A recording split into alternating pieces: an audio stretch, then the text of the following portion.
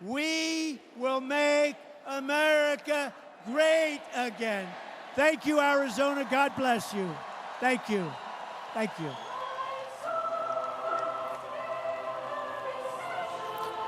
Well, what do you say to that? I'm just going to speak from the heart here. What we have witnessed was a total eclipse of the facts. Someone who came out on stage and lied directly to the American people and left things out that he said in an attempt to rewrite history, especially when it comes to Charlottesville. He's unhinged. It's embarrassing, and I don't mean for us, the media, because he went after us, but for the country. This is who we elected president of the United States, a man who is so petty that he has to go after people who he deems to be his enemy, like an imaginary friend of a 6-year-old. His speech was without thought. It was without reason. It was devoid of facts. It was devoid of wisdom. There was no gravitas. There was no sanity there. He was like a child blaming a sibling on something else. He did it. I didn't do it. He certainly opened up the race wound from Charlottesville, a man clearly wounded by the rational people who are abandoning him in droves, meaning those business people and the people in Washington now who are questioning his fitness for office and whether he is stable.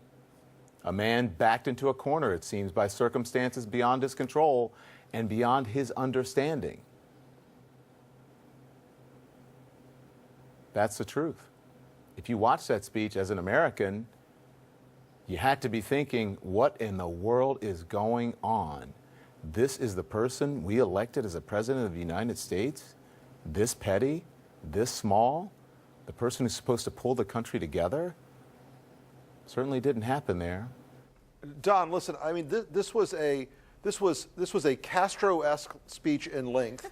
It was an astounding chain of lies tied together by lunatic asides by a man who obviously is mentally unstable. I mean, I'm not joking about it or being a smartass. This is a man who is not well. This is a man who is not qualified or mentally or morally fit to be the president of the United States, and tonight was one more proof of it. This is a guy who went back and tried to revise history and tried to elide the fact that he essentially tonight, he just happened to forget the many sides part of this. He happened to forget that the actual impact of the speeches he gave wasn't to reprimand or to chastise the alt-right and the Nazis and the anti-Semites and the Klan, but in fact to let them all nudge each other and elbow each other and go, hey, listen, he's still dog whistling. It's cool, guys. Keep up the fight. This is a guy who went out there tonight and behaved in a way, he alternated between being a whiny 6-year-old who's had his Nintendo taken away and between being the cranky old man who's out there condemning everyone who doesn't worship him adequately. It was an astounding moment in our history. And I know the 25th Amendment is a remote possibility, but if people around him don't think that this guy is absolutely bat crap crazy, they are mistaken. My colleague Ana Navarro says something, and I want you to respond to this, because I asked Bakari about the 25th Amendment.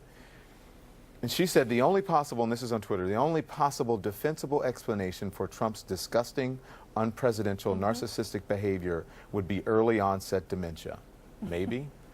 She's not the only one who's been saying, some people have been saying that for months. I mean, but listen, we don't know if that, but if has he shown that he's fit for office? No. Especially in this moment? What are Republicans going to do? What do you say as a Republican after this? This is crazy. Well, I hear what you guys are saying about the speech, and I'll just be honest with you. The speech I saw tonight didn't look altogether that much different to me than the campaign rallies of 2016 that led up to him winning the election, or the campaign rallies of 2015 when he kicked off his campaign. Big difference, Scott. I think he's he wasn't virtually the same guy he was. Of the United States then. Hold on.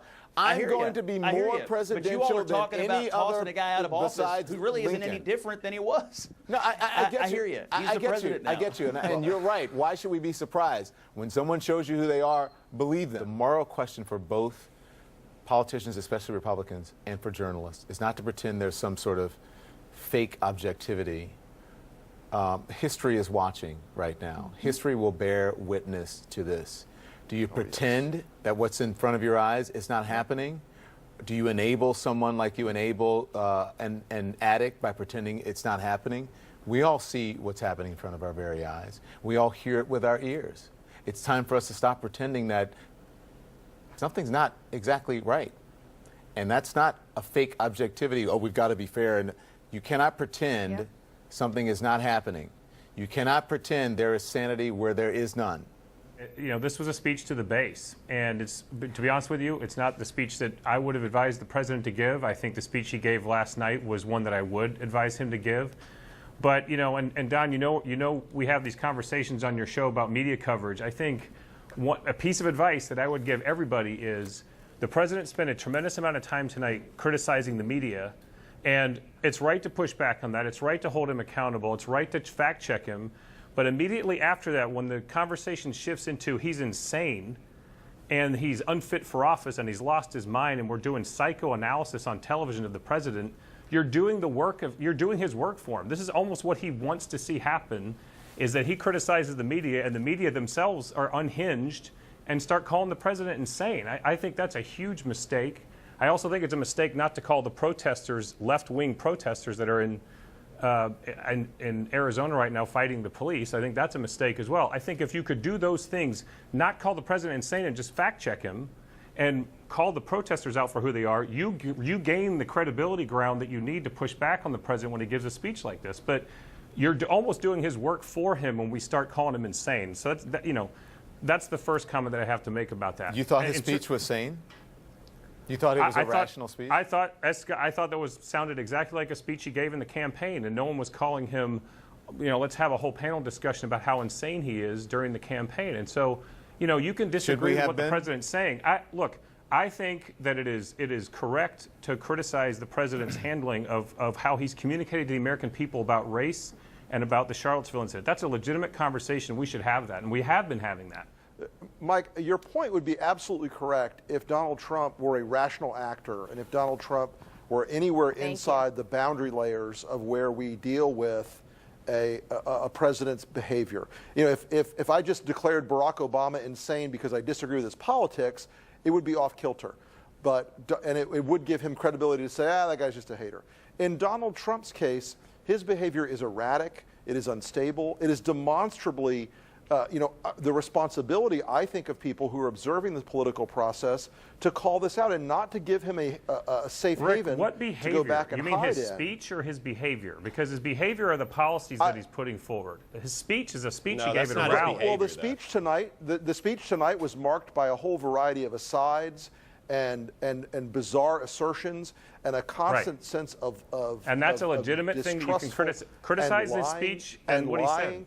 And those things reflect, I believe, something much deeper about the president than simply a political set of choices or a strategic set of choices. I believe they reflect a degree to which he is not in touch with reality and a degree to which he is willing to go out and let his id run around the stage. And I'm sorry, I don't think we're being disrespectful or putting ourselves at risk when we say that this behavior is real and it's demonstrable. We see it every time he goes out on stage, unless he's got a teleprompter and a shock collar on.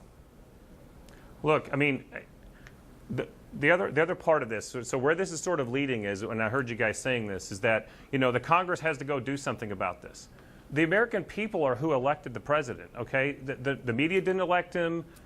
Commentators didn't elect him. The Congress didn't elect him either. And so before the Congress is going to go do something like that, this is why we're jumping so far ahead in this conversation, because you're so upset about the speech that he gave, that I just think it does a disservice to say, you know, let's start talking impeachment. I mean, that's like the signs that are and the protesters outside the arena, as opposed to a conversation about, should we fact check the president? Is he handling the Charlottesville thing properly? How should we handle that topic with dignity if we don't think he handled it with dignity? But it's a long-term.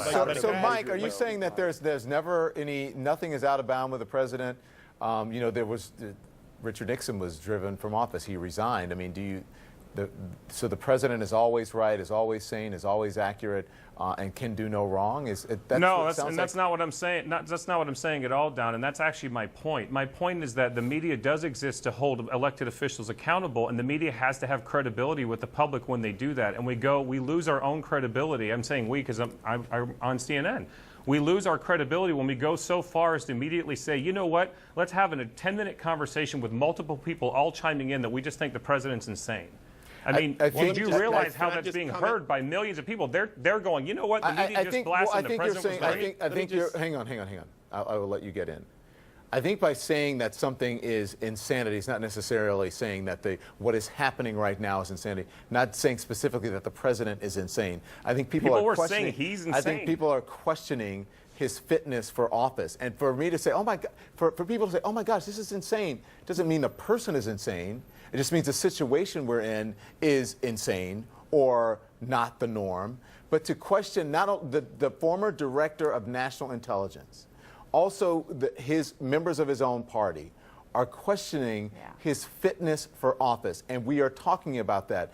And if you cannot assess someone's behavior and figure out whether they're okay or fit for something, then who are we? What have we become? Where we have to have this fake objectivity and pretend that something is not happening. When I hear someone yelling on the street, Mike, for no reason, screaming, howling at the moon in the sky, am I supposed to say, well, I'm going to lose my credibility because I don't assess that person as someone who has something wrong with them or who needs help? We cannot sit here and pretend that is not happening, that what happened on this stage tonight in Phoenix, Arizona is normal, is rational, is worthy of the highest office in the land, is worthy of someone who has the nuclear codes. For someone to sit there and have these and present these fake enemies, we're not the enemy of the state or the people or of the president of the United States. This man has the nuclear codes and can blast us to smithereens at any moment if he wants to. So says the former director of national intelligence who just appeared on CNN, who said now he is worried and scared about this person. Yeah, and look, I just think there's a difference between what you just said. First of all, I'm not asking for fake objectivity. I'm asking for a little bit of sort of credibility about how we're talking about these things. Secondly, whether or not he's worthy to hold office and whether or not he's fit and insane to hold office. Worthy to hold office is a partisan thing that lots of Democrats never thought he was and never will ever accept that he is. He's not fit for office. Veers us into a place where it allows people that want to criticize the media, when you want to push back on them and say, you know, the president shouldn't criticize us and that's crazy for him to do that. When we turn and say, well, you know what, he's actually insane, you're doing the work of the president and the people that want to criticize the media. That's my point. I think we can have a conversation about this. But Mike, members of your own party are saying that they believe that this president has not demonstrated the stability to hold this office.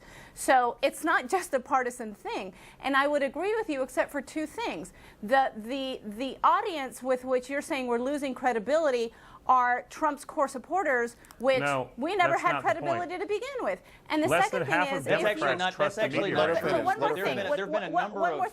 more thing, Mike. If you were right, then his approval ratings, both nationally and in key states that he won in November, would not be plummeting. They are plummeting. This president is in crisis, and his actions and his words are a reason for that.